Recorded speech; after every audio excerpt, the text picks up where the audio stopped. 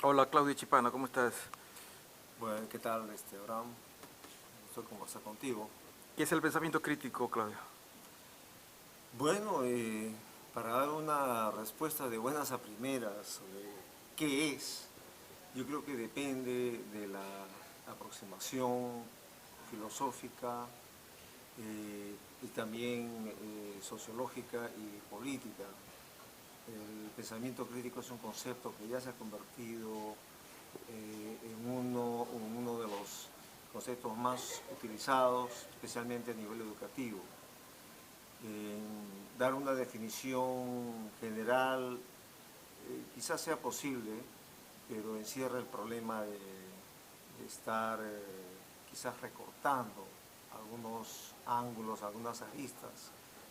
Sin embargo, perdón, el pensamiento crítico es una forma, podríamos ensayar, esa es una definición muy general, es una forma de aproximarse al conocimiento, al pensamiento, a las ideas. Y esta forma de aproximarse es de una manera ordenada, sistemática, rigurosa, es decir, reflexiva. La forma no reflexiva es justamente la forma no crítica. Sin embargo, hay que avanzar un poco más. Yo personalmente creo que un pensamiento crítico acorde con las exigencias de un sujeto, de un individuo ubicado en un contexto determinado, tiene que avanzar hacia una consideración de las condiciones que hacen posible ese conocimiento, de las condiciones que hacen posible esa forma de pensar. Entonces, para esto hay que hablar ya de las relaciones sociales, del sistema político, de las relaciones económicas, es decir, ¿qué hace posible que el pensamiento mismo exista como tal? Entonces aquí ya estamos en un grado un poco más avanzado del análisis del conocimiento y del pensamiento. En otras palabras, ya estamos en el terreno de una teoría más crítica, ¿no? O sea, introduzco la palabra teoría, ¿no?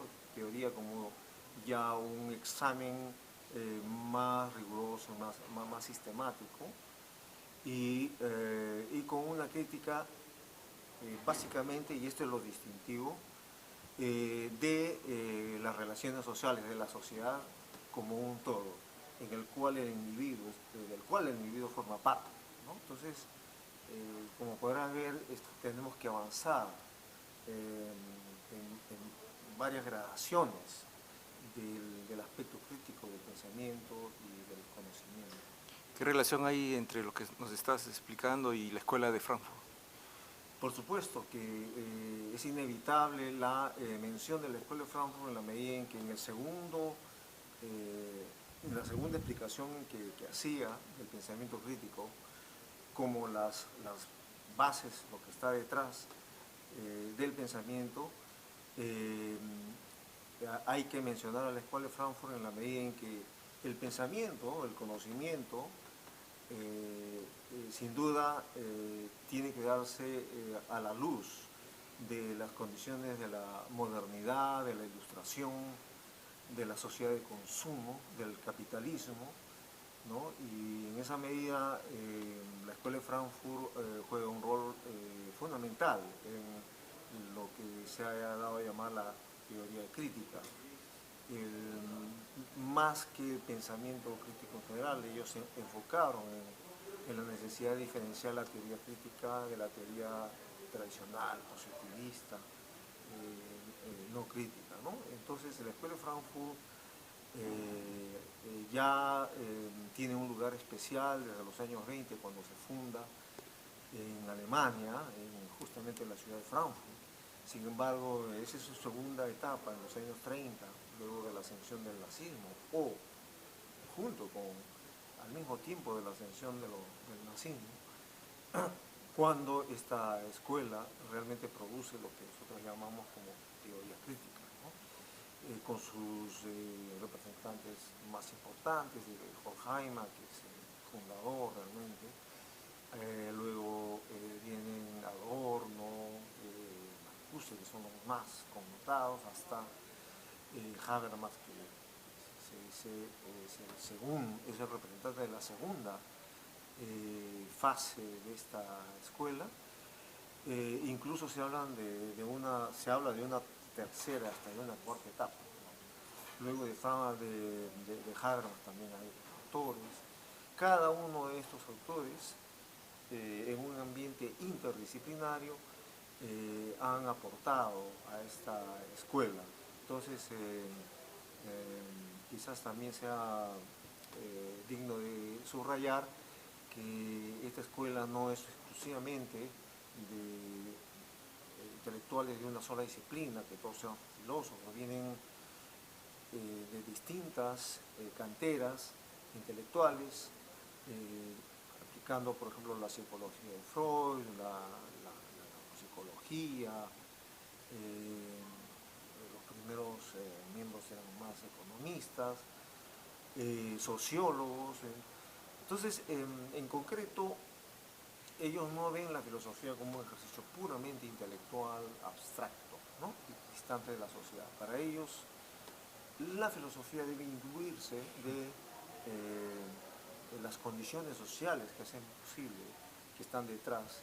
Y no solo eso, sino sobre todo centrarse en el rol que juega la cultura, en la importancia que tiene la producción de ese conocimiento, que no está exento del juego ideológico, del poder que tiene ciertos esquemas mentales, y que en última instancia responde también a intereses, ¿no? Como es en el caso de la sociedad capitalista o de las élites, de la clase burguesa. En fin, ellos entonces relacionan el conocimiento con la producción del conocimiento, los intereses, el poder y la ideología. De ahí que el análisis de la ideología sea de suma importancia para ellos, ¿no es cierto? Entonces, ¿cuáles son los resortes que están ahí detrás, ¿no? Que hacen posible, por ejemplo, que estas élites controlen a través de distintos mecanismos de poder a la masa, al ciudadano, al individuo? Entonces, ellos se preocupan del hecho de que esta modernidad resultado de la ilustración ha devenido más bien en un mecanismo de control y de opresión del individuo, donde hay una pérdida de la libertad. Claudio, ¿qué temas, qué problemas consideras que son necesarios pensar crítica reflexivamente en el Perú? Esa es una de las cuestiones que personalmente me gustaría proponer y invitar a una reflexión colectiva. Creo que hace falta digamos, la creación o la constitución de una crítica nacional, lo que llamamos una crítica nacional.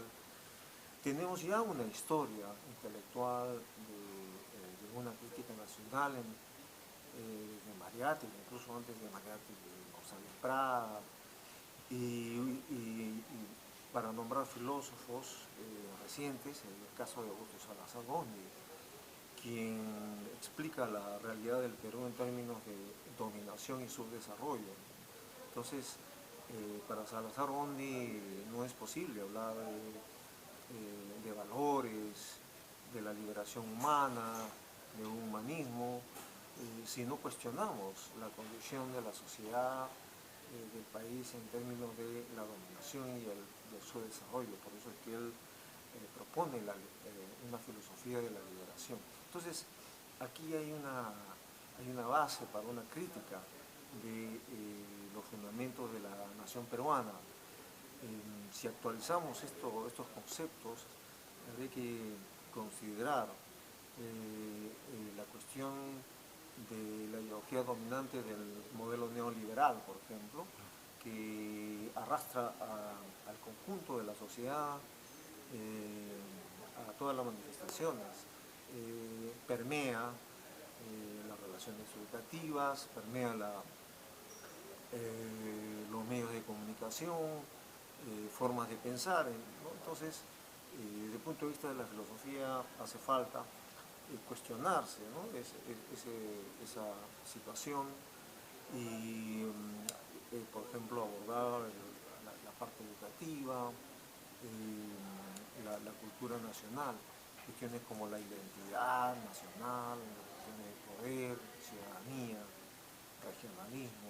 Entonces, todo esto creo que puede pasar por el tamiz de la crítica desde un punto de vista del pensamiento crítico nacional.